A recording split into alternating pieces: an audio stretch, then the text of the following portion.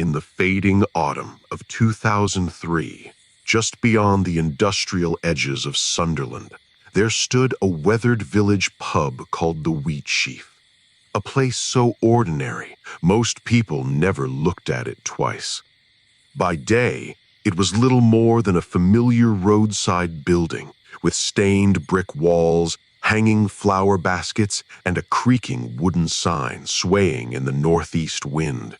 But by night, under the amber glow of old lanterns and cigarette smoke drifting through laughter, it became the heart of the village. For decades, locals gathered there to escape the cold. Pints clinked, football scores echoed from a mounted television. Stories were traded over scarred wooden tables polished by generations of restless hands. And on one particular Thursday evening, Clive Henshaw walked through its doors, expecting nothing more than what he'd always found there: comfort. At 37, Clive was not a superstitious man.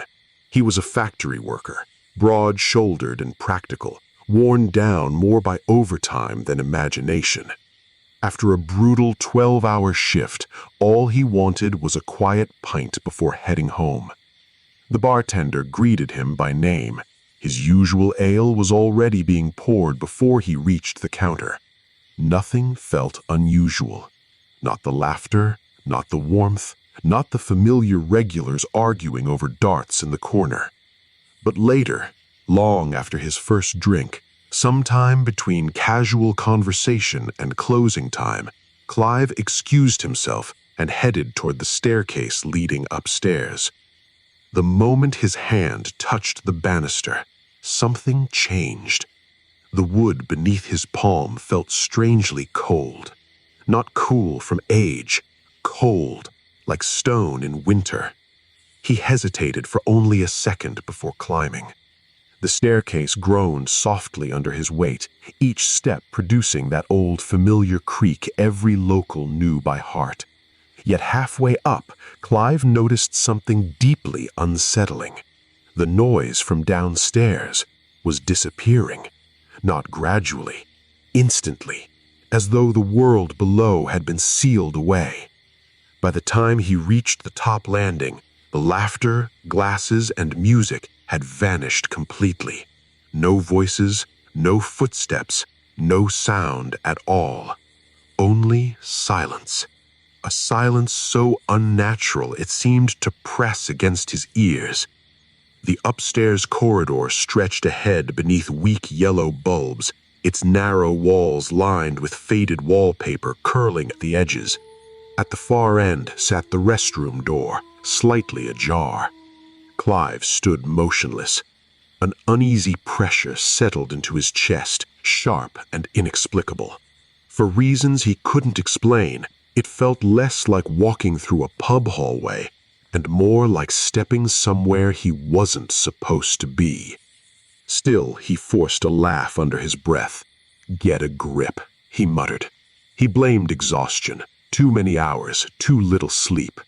And with that, Clive pushed open the restroom door, unaware that this simple decision was about to become the dividing line between the life he knew and something far darker. The restroom itself was unremarkable, small, worn, and dimly lit by a flickering overhead bulb that buzzed like a trapped insect.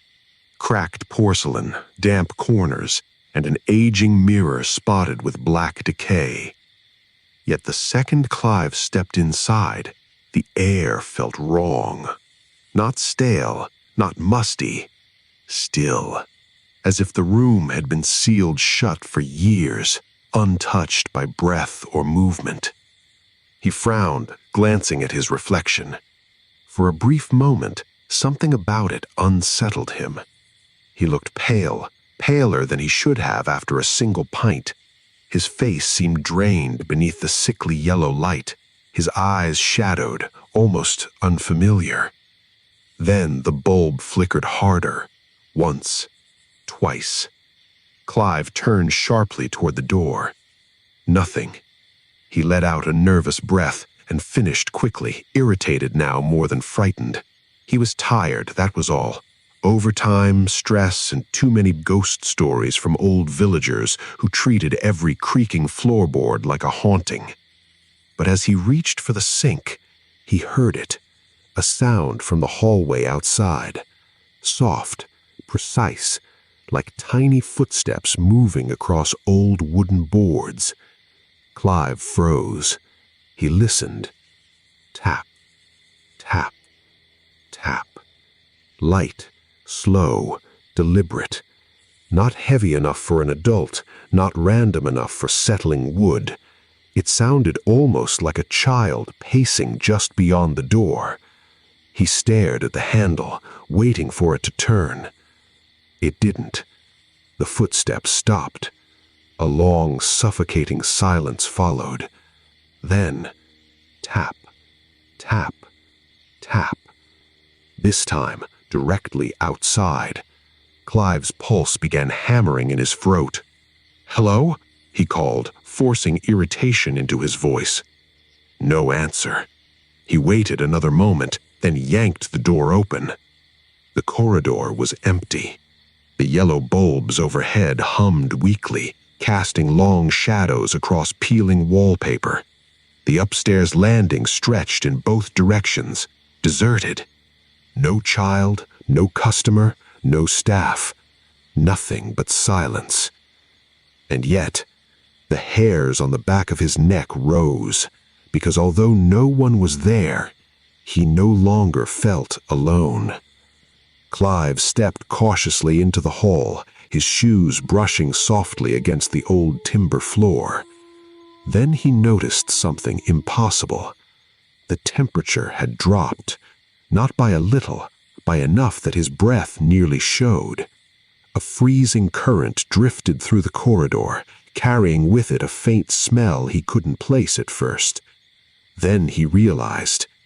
Damp earth, like wet soil after rain, or something older, like a cellar long buried beneath dust. Suddenly, from somewhere behind him, a whisper. Not loud, not clear, but unmistakably close. A voice so faint it was almost breath at his ear. Clive spun around. No one. His heart slammed against his ribs. And then, for the first time that night, real fear took hold. Because deep inside, beneath logic and reason, one terrifying thought began forming. Whatever had been walking that hallway hadn't gone anywhere. Clive's breathing turned shallow. The corridor around him felt narrower now, as though the walls themselves had shifted closer while he stood there. Every instinct screamed at him to get downstairs, to get back to the noise, the lights, the ordinary world still waiting below.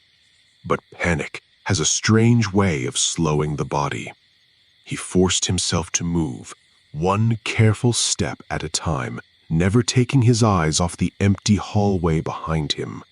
The wooden floor creaked, once beneath his right foot, then again from somewhere else. A second creak, behind him. Clive stopped dead. His stomach dropped. He hadn't imagined that one.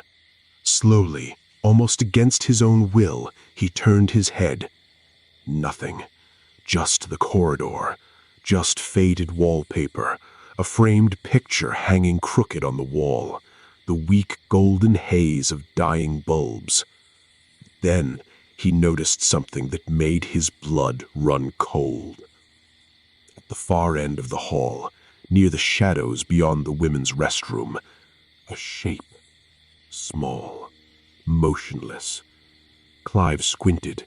It looked like a child, no taller than 4 feet, standing unnaturally still with its head slightly lowered, as though staring at the floor. His throat tightened. "Hey!" he barked, his voice cracking more than he intended. No response. The figure didn't move, didn't breathe, didn't even seem fully solid beneath the flickering light. Clive took one cautious step forward, and the bulb above him exploded. Darkness swallowed the corridor. He shouted in shock, stumbling backward as shattered glass rained across the floor. Then came the sound. Not footsteps. Running. Fast, violent, directly behind him. Clive whipped around just as an invisible force slammed him into the back with terrifying strength. It wasn't a stumble. It wasn't dizziness. It was a shove. Deliberate, powerful, filled with intent. His body launched forward. He crashed hard against the upstairs railing, pain detonating through his ribs. For one desperate second, his hands clawed at polished wood, fingers slipping as his weight tipped over the balcony edge. Below him, the pub seemed to reappear all at once. Laughter, music, voices, and then screaming. Clive fell. His body struck a table first, splintering wood like gunfire, before smashing onto the floor below with a sickening crack that silenced the entire bar. Glasses shattered. People rushed forward. Someone yelled for an ambulance. Blood spread quickly beneath him, dark and unnatural against the worn carpet. Above, several witnesses stared up towards the balcony. Some swore they saw no one. Others insisted they'd glimpsed movement, a small figure stepping back into the shadows upstairs. Clive lay twisted, barely conscious, his chest struggling for breath. As the room dissolved into chaos, his lips moved. At first, no one understood what he was saying, until the bartender leaned closer and heard the same words repeated over and over through bloodied teeth. "She pushed me." Then his eyes rolled back, and Clive Henshaw slipped into darkness. The fall should have killed him. That's what the paramedics said. That's what the doctors expected. That's what nearly everyone in Sunderland believed when news spread that Clive Henshaw had gone over the upstairs balcony at the Wheatsheaf. By the time the ambulance tore through the village roads, Clive's pulse was fading. Multiple fractures, severe internal bleeding, head trauma so catastrophic that one emergency physician reportedly told his family to prepare for the worst. For 12 days, Clive remained in a coma. Machines breathed for him, monitors tracked every fragile heartbeat, and in room 7 of Sunderland Royal Hospital, his body lay broken while his mind drifted somewhere no doctor could explain. When he finally woke, he didn't scream. He didn't ask what happened. He didn't even seem relieved to be alive. He was terrified. Nurses would later describe the look in his eyes as pure horror, the kind usually reserved for someone waking from a nightmare too real to leave behind. At first, Clive refused to speak. He flinched whenever anyone entered from behind. He begged hospital staff to keep the curtains open, and every night, without fail, he woke gasping at exactly 3:17 a.m. Always the same time, always drenched in sweat, always staring toward the corner of his room. One nurse, Margaret Ellison, later claimed Clive once grabbed her wrist so hard it left bruises. "Don't let her near me," he whispered. Margaret asked who. Clive's face drained of color. "The little girl." Doctors blamed trauma-induced hallucinations. Severe brain injury could distort memory, they said. Fear could reshape accidents into fantasies. But Clive's story never changed, not once.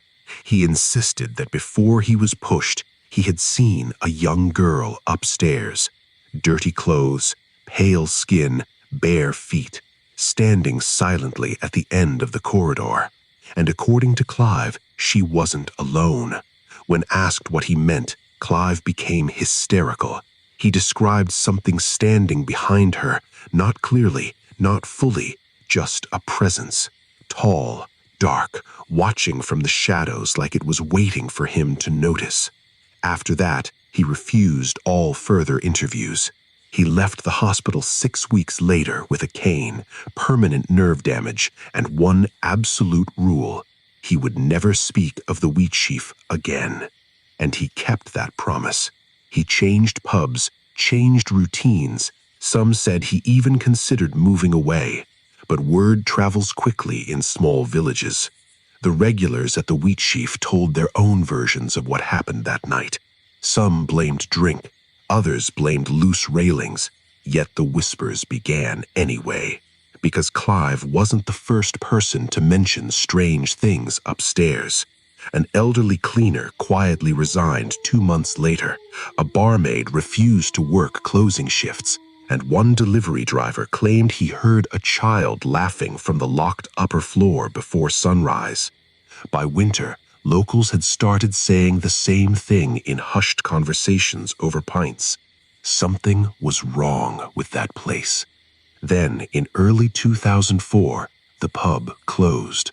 No explanation, no grand announcement, just locked doors, dark windows, and a weathered sign swinging in the cold wind, as though the Wheatsheaf itself had gone silent, waiting. For nearly 5 months, the Wheatsheaf sat abandoned at the edge of the village, like a wound no one wanted to touch. Its windows gathered grime. Rainwater streaked the old glass.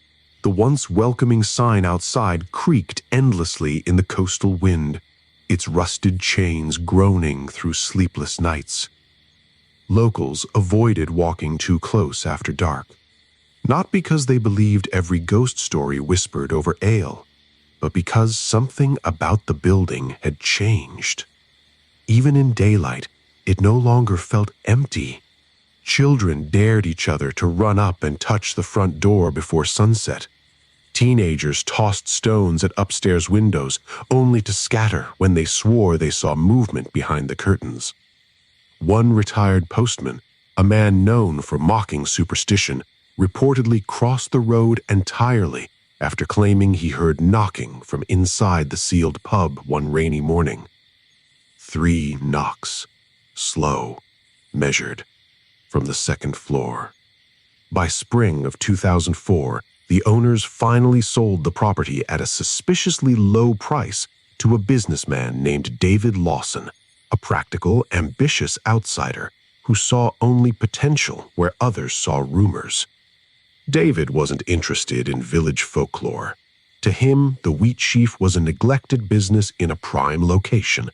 The structure was solid, the bar spacious, and with enough renovation, he believed he could restore it to profitability within months. When villagers warned him about Clive, David laughed. When they mentioned footsteps, he rolled his eyes. And when an older woman quietly told him, "Some places don't stay buried," he reportedly smiled and replied, "Buildings don't haunt people, people haunt themselves." Renovations began immediately. Fresh paint covered nicotine-stained walls. New carpet replaced blood-stained flooring. Broken fixtures were repaired. The upstairs corridor was redecorated completely, with brighter lighting and polished woodwork intended to erase the building's darker reputation. But from the very first week, workers started quitting. One electrician refused to finish wiring the upper hall after claiming the lights kept shutting off only when he worked alone. A painter reportedly fell from his ladder after something brushed past him near the women's restroom, and a plumber renovating the cellar left his tools behind entirely, later telling David there were sounds beneath the foundation. Not rats, not pipes. Crying. David dismissed every incident. Stress, suggestion, small-town hysteria. He pushed forward, and by late summer, the Wheatsheaf reopened. Opening night was packed. Music returned. Laughter filled the downstairs bar. Glasses clinked once more beneath warm lights. To customers, it looked reborn, a fresh start. But while villagers celebrated downstairs, some staff began noticing things no renovation could erase. Because no matter how brightly David painted the walls, no matter how many lights he installed upstairs, after midnight, that corridor still felt cold. And sometimes, when the bar below was loudest, The second floor became impossibly silent, as though something there was listening. And this time, it wasn't waiting for Clive. Before plunging into the depths of fear, I need to know, are you listening alone? Feeling chills yet? Let us know in the comments. New here? Hit that subscribe or follow button now. At first, the new staff blamed the building. Old pubs made noise, pipes rattled, floorboards shifted, ancient beams contracted in the cold. That's what Camilla Reed told herself during her first week as bar manager. At 29, Camilla was sharp, organized, and not easily rattled. She had worked in enough late-night bars to know the difference between real danger and overactive imagination. David trusted her because she didn't scare easily, which is why when the others started whispering about strange sounds upstairs, Camilla dismissed it immediately, until she closed alone. It was a Thursday. Rain tapped softly against the pub windows, and by midnight, the final customers had gone home. Chairs were stacked, tills counted, and the last of the glassware dried beneath the warm kitchen lights. Downstairs, the Wheatsheaf felt peaceful, normal. Camilla locked the front door, double-checked the cash drawer, and was halfway through mopping near the bar when she heard it. A sound overhead. Tap, tap, tap, tap. Quick footsteps. Light. Small. Running from one end of the upstairs hallway to the other. Camilla froze. The mop slipped slightly in her hands. She looked up at the ceiling. Silence. Then again. Tap, tap, tap, tap, tap. This time faster, as though someone or something was sprinting directly above her. "David?" she called, assuming he'd come back upstairs without telling her. No answer. Irritated, Camilla grabbed the master keys and headed for the staircase. Each step upward felt strangely louder at night, the wood groaning beneath her shoes as the warmth from downstairs slowly faded behind her. At the top landing, she stopped. The corridor lights were on. The wallpaper gleamed softly. The women's restroom door was closed. Everything looked exactly as it should. Empty. Camilla exhaled, annoyed with herself. Then, a giggle. Soft, a child's giggle, directly behind her. Camilla spun so fast her keys flew from her hand and clattered across the floor. No one. Her pulse spiked. Who's there? Nothing. But then she noticed it. At the far end of the corridor, just before the corner turned, a blur. Small, pale, gone in an instant. Camilla ran forward, adrenaline overriding fear, but by the time she reached the corner, nothing. No child, no intruder, no open windows, no place for anyone to hide. Only cold air. Cold enough that goosebumps rose across her arms. And beneath that cold, an unmistakable smell. Rot. Faint but unmistakable, like damp soil and something spoiled hidden deep behind old walls. Camilla searched every room before finally returning downstairs, furious with herself for feeling shaken. She told no one. Not David, not the staff. By morning, she had nearly convinced herself it was exhaustion, until she entered the kitchen. Inside the walk-in refrigerator sat a large tray of jelly prepared for weekend desserts, and pressed perfectly into its smooth surface were two tiny handprints, small enough to belong to a little girl. Camilla stood frozen in the kitchen doorway, one hand still gripping the refrigerator handle so tightly her knuckles turned white. The tray sat untouched on the middle shelf. No broken seal, no missing food, no signs of forced entry. Just two small handprints pressed neatly into the trembling red surface, as though a child had leaned forward in curiosity and then vanished. For several seconds, Camilla simply stared. Her practical mind searched desperately for logic. A prank, one of the younger staff, maybe condensation, maybe someone had touched it before it set. But none of those explanations held. The prints were too clean, too deliberate, and too small. David laughed when she showed him. Probably one of the cleaners, he said, though his voice carried less certainty than his smile. He ordered the tray thrown out, reminded everyone to stop feeding village gossip, and moved on. But the staff didn't. By the following week, stories began surfacing from nearly everyone working late shifts. Glasses moved, locked storage doors opened, kitchen utensils disappeared and reappeared in impossible places. One dishwasher swore she heard whispering from an empty upstairs restroom. Another bartender quit after claiming someone tugged her ponytail while she stocked shelves alone. Still, business thrived. Customers packed the pub on weekends, largely unaware of what happened after midnight, until the sightings began. The first report came from a woman named Denise Harper, a regular in her 40s who had visited the Wheatsheaf for years. On a crowded Friday night, Denise excused herself to use the women's restroom upstairs. She later said the hallway felt strangely colder than the packed bar below, but she ignored it. Halfway through washing her hands, she glanced into the mirror and saw a little girl standing directly behind her. Denise described her in chilling detail. Around 8 years old, barefoot, pale skin smeared with dirt, thin shoulders beneath a faded cream dress that looked decades out of date. The child wasn't smiling. She was staring, not at Denise, at the mirror. Denise spun around instantly. The bathroom was empty. No stalls opening, no footsteps leaving, nothing. When she looked back, the mirror was clear. Denise's scream was loud enough to stop conversation downstairs. Staff rushed up. David searched every room. Nothing.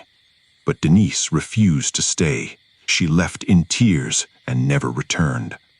Word spread quickly. Within days, multiple customers claimed similar encounters.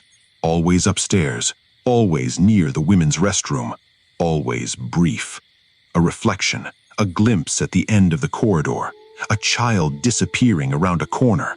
Some described sadness, others fear. But one detail remained consistent. The little girl always looked like she was trying to warn them. David grew increasingly frustrated. Paranormal rumors threatened business, and for the first time, even he began spending more nights inside after closing, determined to prove the stories false. Instead, he became obsessed, because despite his skepticism, he too started hearing the footsteps. Not random sounds, patterns, running, stopping, waiting. And one night, after hearing tiny feet race overhead while the building was completely empty, David made a decision that would change everything. If something was truly inside the Wheatsheaf, he was going to speak to it. By October, David Lawson had stopped laughing.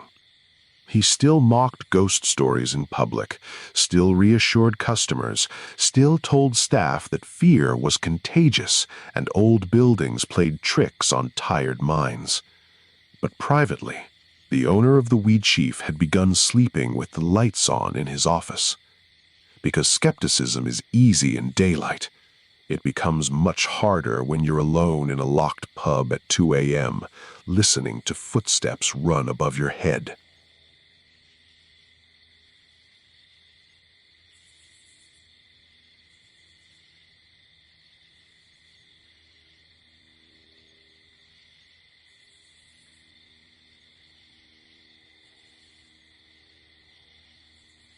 David never admitted the full truth, but according to Camilla, something changed after one particular Tuesday night.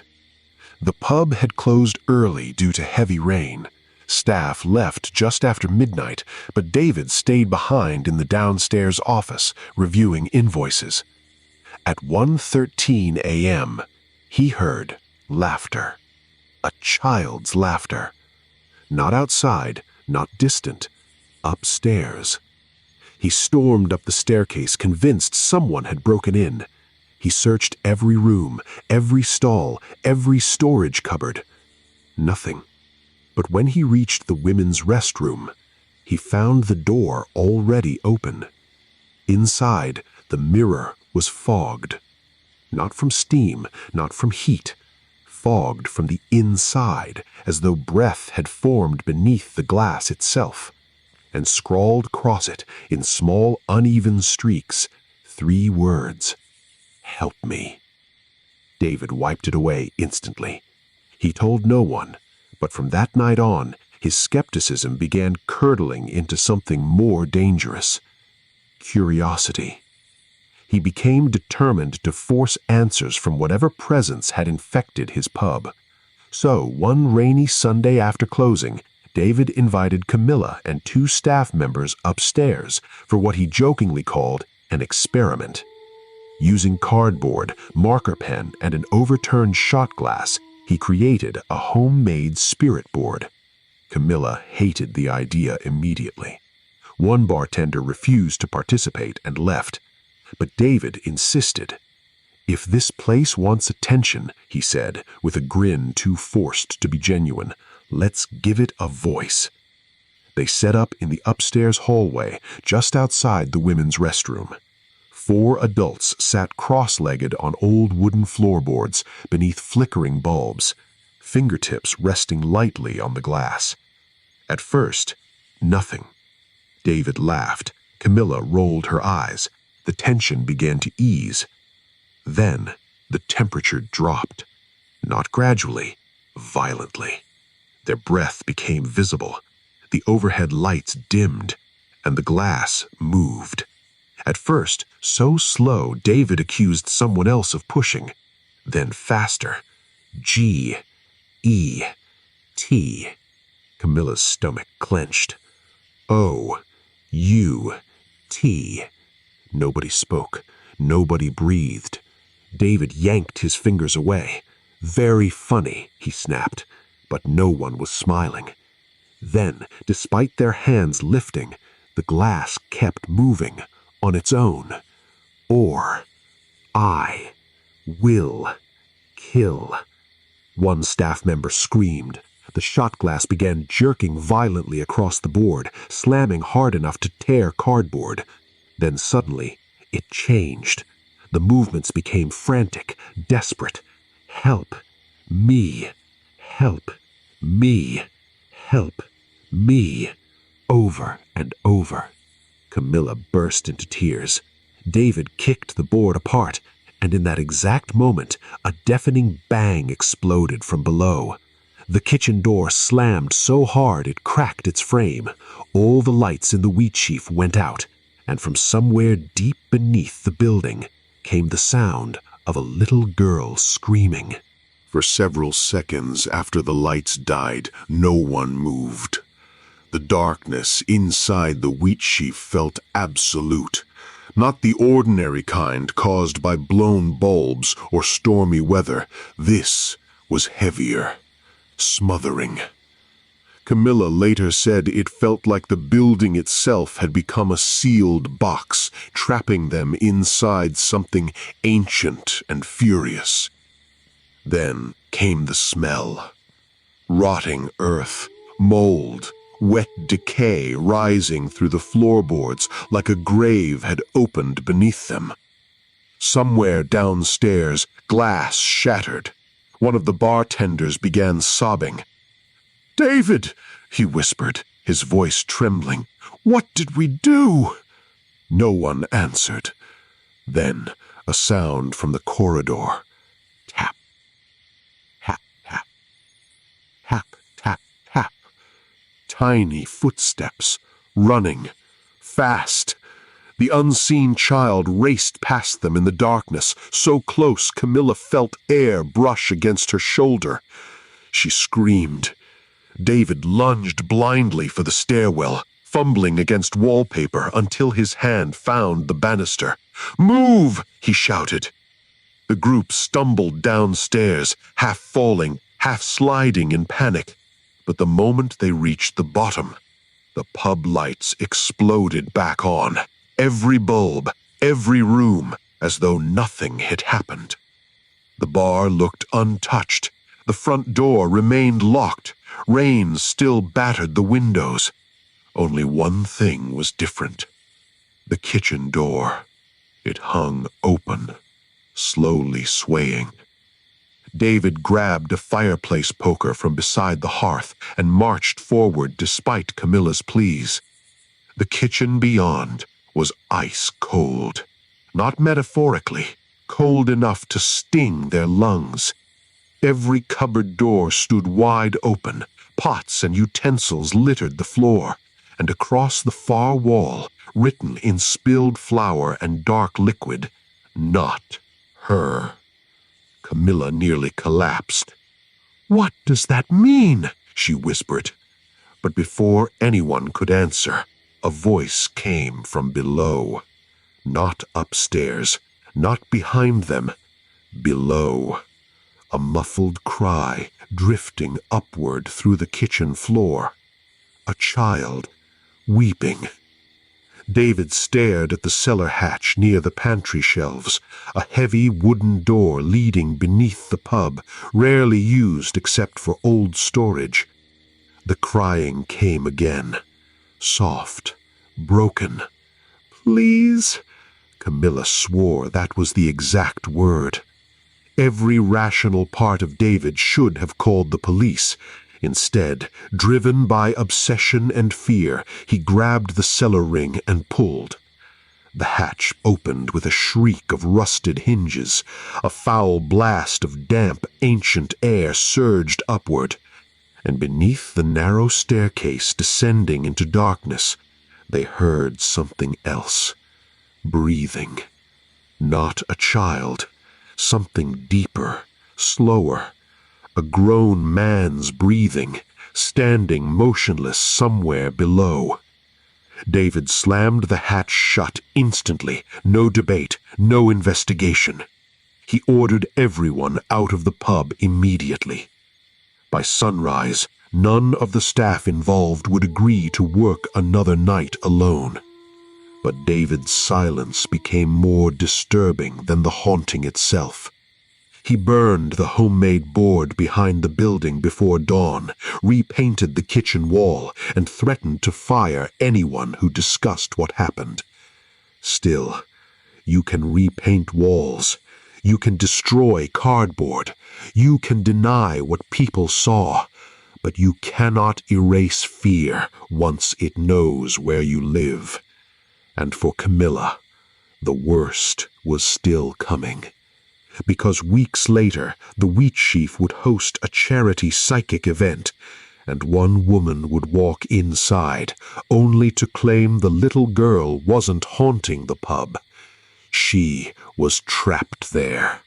By late November, fear had become part of the Wheatsheaf's identity. David fought desperately to preserve business, but rumors had spread beyond Sunderland. Locals whispered about ghost sightings, late-night screams, and something sinister lurking upstairs. Paranormal curiosity began replacing ordinary customers. Some came for drinks. Others came hoping to see something they couldn't explain. So when a regional charity group proposed hosting a psychic fundraising night inside the pub, David, desperate for positive publicity, agreed. He told himself it would expose the nonsense. Instead, it changed everything. On the night of the event, the Wheatsheaf was packed. Tarot readers, mediums, skeptics, thrill-seekers, and villagers crowded the downstairs bar beneath candlelight and staged laughter.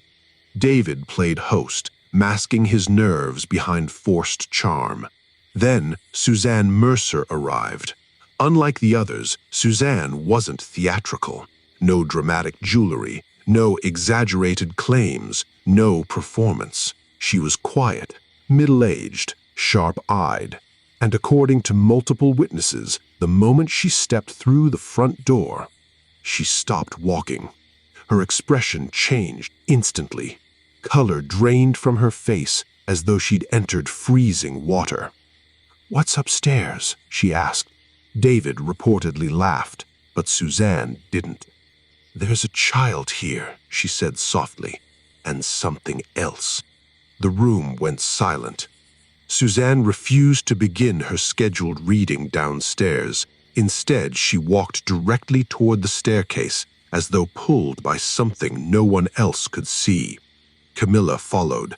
David followed. So did several guests. By the time Suzanne reached the upper corridor, the now familiar silence had returned. The bar noise vanished. The temperature dropped. And halfway down the hall, Suzanne stopped, her eyes fixed on the far end. Witnesses later claimed she began crying before anyone else saw anything. "There you are," she whispered. Camilla looked, and for the first time, she saw the little girl clearly. Not a blur, not a reflection. A child around 8 years old stood barefoot beneath the flickering light, clutching what appeared to be a ragged doll. Her dress was stained, her face pale with dirt, and her expression was terror. The girl looked directly at Suzanne, then she spoke, 3 words. "Someone's coming." At once, the child turned and ran toward the women's restroom. Suzanne chased her. David shouted for her to stop, but she pushed through the bathroom door and immediately collapsed. Witnesses said Suzanne hit the floor screaming, not from pain, from what she was seeing. When Camilla and David rushed inside, Suzanne was staring into empty space, sobbing hysterically. Later, once she could speak, Suzanne described something horrifying. The bathroom had vanished. In its place, she claimed she saw an old child's bedroom, faded wallpaper, a small iron bed, broken toys. The little girl sat in the corner clutching her doll, crying for help. Then, banging from inside the walls, heavy, violent, like someone trying to get in. Suzanne said the bedroom door burst open, and everything went black. When she regained herself, she was back in the restroom, but the visions weren't over, because later that same night, Suzanne entered the kitchen, looked toward the cellar hatch, and whispered a name no one there had ever mentioned before. Joseph. Then she turned to David with absolute certainty and said, "He's still down there." Before plunging into the depths of fear, I need to know, are you listening alone? Feeling chills yet? Let us know in the comments. New here? Hit that subscribe or follow button now. After Suzanne spoke the name Joseph, the entire atmosphere inside the Wheatsheaf shifted in a way no one could ignore. It wasn't just fear anymore. It was recognition. David stood frozen in the kitchen, staring at the cellar hatch as if it had suddenly become something alive. The wood creaked softly, even though no one touched it. Camilla felt it too, that strange pressure in the air, like the building was holding its breath. Suzanne refused to leave. Despite trembling hands and tear-streaked cheeks, she insisted on staying inside the pub after everyone else tried to send her away. "There's a man down there," she repeated quietly, "and he's not lost. He's keeping something." David finally snapped. "This is ridiculous," he said, but his voice cracked at the end. "There's no man down there. It's an old storage cellar." Suzanne looked at him. "You've already felt him. You just didn't want to admit it." Silence followed. A heavy, suffocating silence. Then, from beneath the kitchen floor, a sound. Not the child this time, not crying. A slow scrape. Metal against stone. Camilla backed away instinctively. "Tell me that's pipes," she whispered, but no one answered. David grabbed a flashlight. Against every rational thought he had left, He stepped toward the cellar hatch again. This time, the air around it felt different, denser, like pressure building before a storm. He pulled the ring. The hatch opened with a long, agonizing groan. Darkness poured upward. The smell was immediate. Damp soil, rot, and something older. Something burned into the walls themselves. David pointed the flashlight down the narrow stairs. The beam shook slightly in his hand. At first, nothing. Just old stone steps disappearing into blackness. Then, a shape. Down there, motionless, standing at the bottom of the cellar stairs. Too tall to be a child, too still to be a living person. Camilla whispered, "Do you see that?" David didn't answer. The shape shifted slightly, just enough for the flashlight beam to catch part of it. A shoulder, a coat, and something like a face, half hidden, half waiting. Then a whisper came up from the cellar. Not from Suzanne, not from Camilla, from below. "You brought her back." David stumbled backward, slamming the hatch shut so hard the lock nearly broke. Suzanne began shaking uncontrollably. "That's him, Joseph." Camilla stepped away from both of them. "Who is Joseph? What does that even mean?" But Suzanne only whispered one thing. "He buried her with him." The room went silent again. Even David stopped breathing for a moment, because, for the first time, the story was no longer about ghosts. It was about something that happened, something that never left, and something inside the Wheatsheaf that was still unfinished. After that night, no one inside the Wheatsheaf could pretend anymore. Not Camilla, not David, not even the skeptics who had once laughed at every rumor. Because once you hear a voice from beneath the floorboards, you stop calling it imagination. The next morning, David brought in contractors under the excuse of structural inspection. Officially, he claimed there might be plumbing issues in the cellar. Unofficially, he wanted answers before panic destroyed what little business he had left. 2 workers arrived just after sunrise. Both experienced, both practical. Neither believed in ghost stories. By noon, one of them had quit. He refused to explain why. The second stayed only because he needed paying work, but he refused to go near the cellar entrance alone. Instead, they began breaking into the older sections of the building. Behind modern renovations, they discovered something unexpected. The pub wasn't just old. It had been rebuilt over itself. Layer upon layer of construction. Boarded walls hiding older brickwork. Bricked up doorways that led nowhere. And in one section behind the kitchen storage room, they found something that stopped everything. A sealed-off space. Not part of any modern blueprint. A hidden cavity between walls. Inside, behind crumbling plaster and damp insulation, they discovered scratches.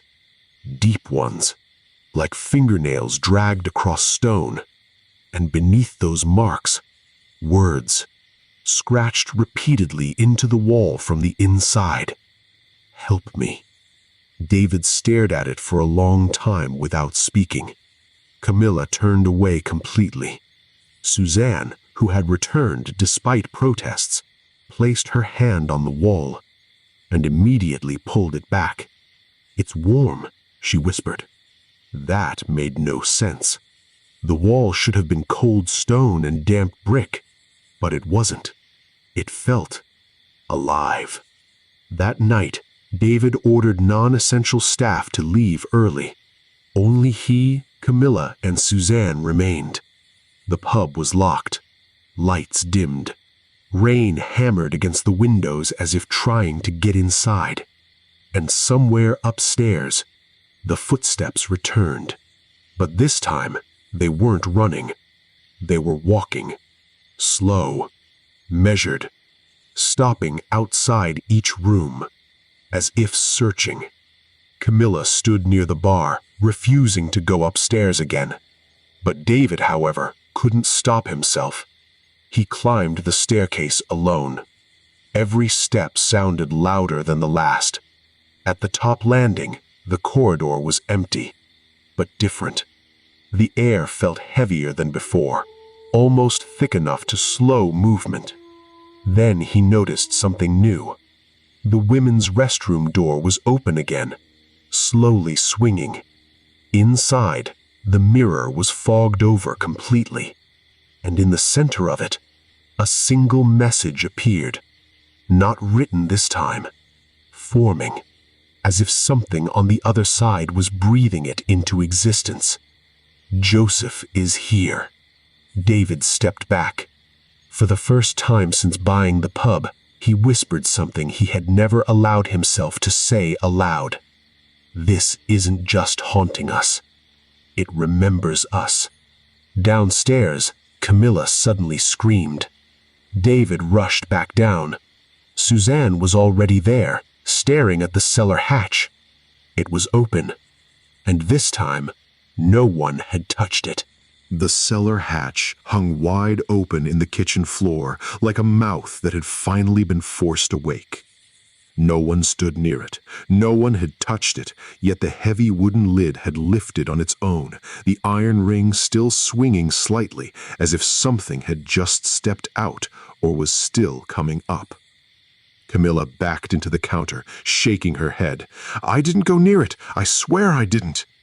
David didn't respond. He was already staring down.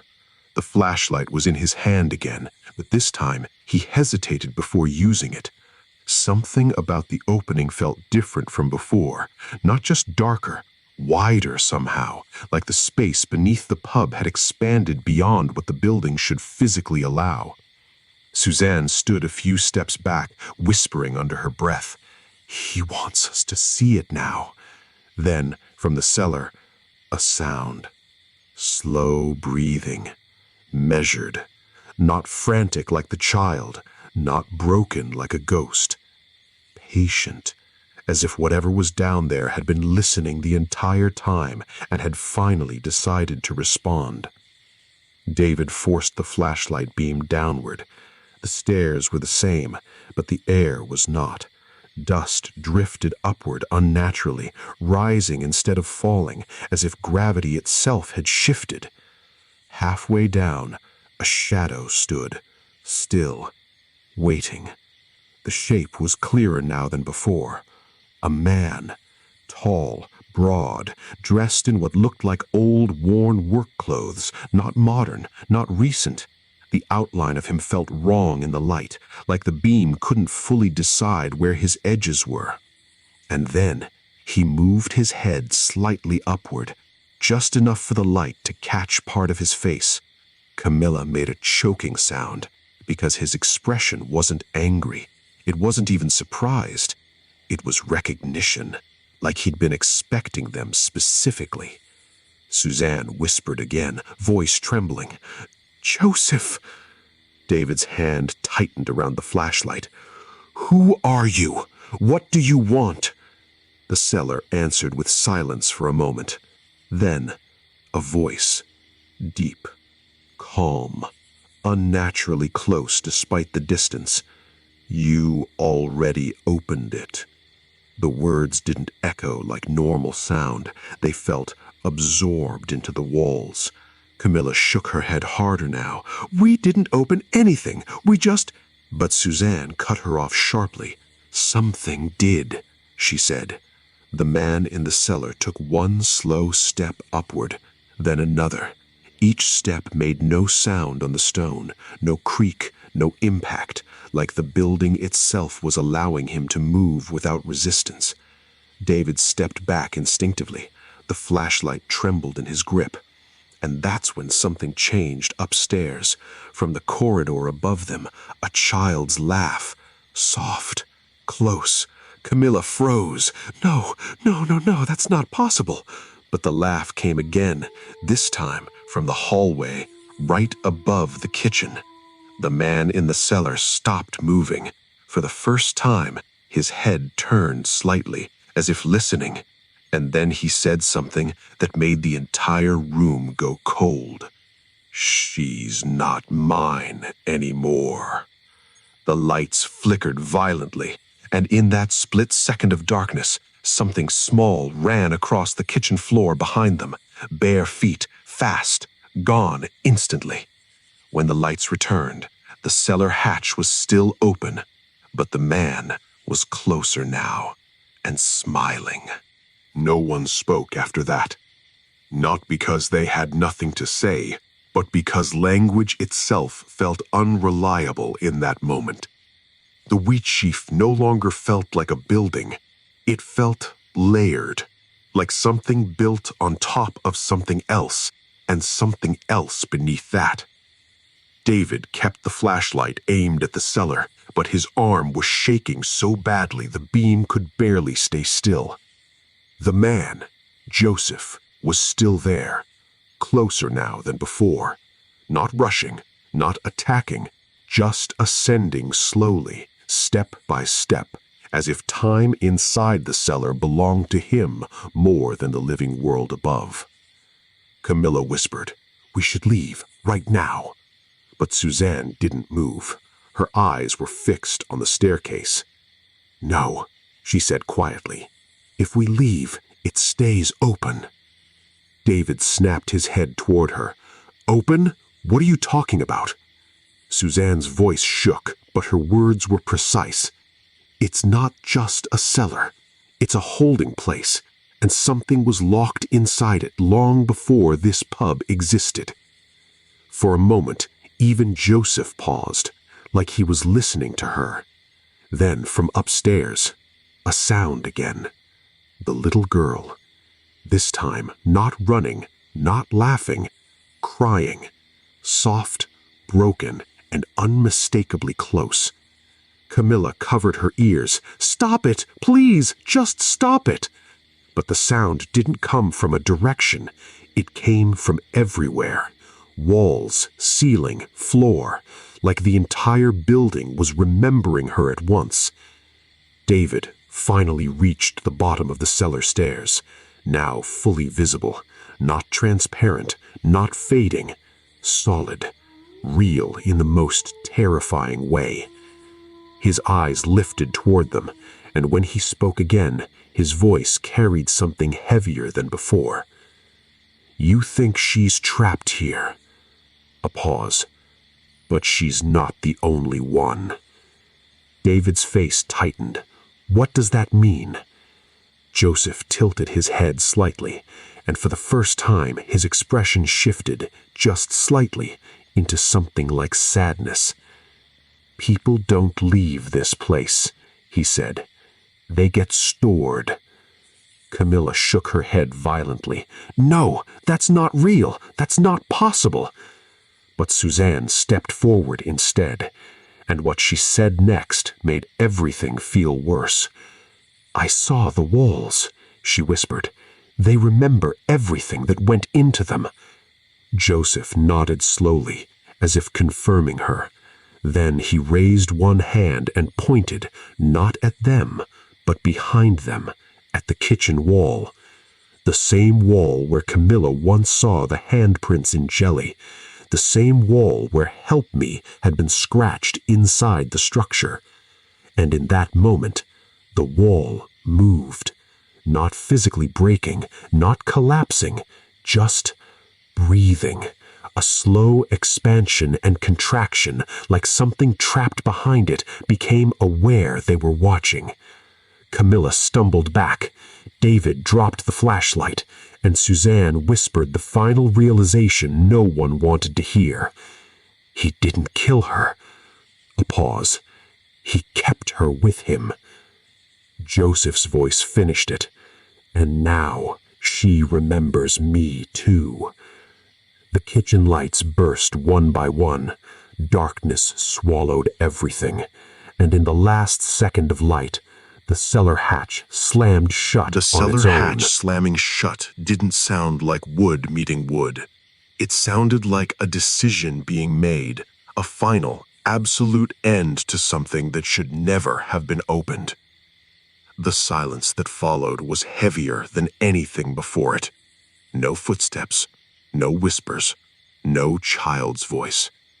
Even the rain outside seemed to fade, as if the world beyond the pub had stepped back out of respect or fear. David slowly reached for the flashlight on the floor. His hand missed it twice before finally gripping it. When the beam came back on, the kitchen looked normal again. Almost. Too normal. That was the problem. The broken cabinet was intact. The scattered utensils were gone. Even the open cellar hatch was now closed, locked tight as if it had never been touched. Camilla looked around in disbelief. "That's not possible," she said softly. Suzanne didn't move. She was staring at the kitchen wall again, the same one that had seemed to breathe earlier. But now her expression was different. Not fear, not shock. Understanding. "It didn't end," she said quietly. Laughing once, but it came out hollow. "Of course it ended. The hatch is closed, whatever that was." "No," Suzanne interrupted. "You closed a door, not what's inside." As Camilla reached the back exit, she froze, because the glass in the door reflected something behind her. A small figure, standing still, watching. When she turned, nothing was there, but her reflection was still looking at it and smiling. Inside the kitchen, David and Suzanne stood in silence, realizing something neither of them wanted to accept. The Wheatsheaf had never been just haunted. It had been occupied, layered, shared. And what Clive, Camilla, and everyone else had experienced wasn't a series of accidents or isolated hauntings. It was contact, repetition, a cycle that had been running long before any of them arrived. David whispered, barely audible, "So what now?" Suzanne looked at the walls one last time and replied, "Now it waits for the next person who thinks it's empty." Outside, the pub sign creaked in the wind, but for the first time in years, it didn't sound old. It sounded like breathing. We'll stop here for tonight, yet the darkness has only begun. To experience more bone-chilling horror stories, subscribe and stay close, only if you're brave enough.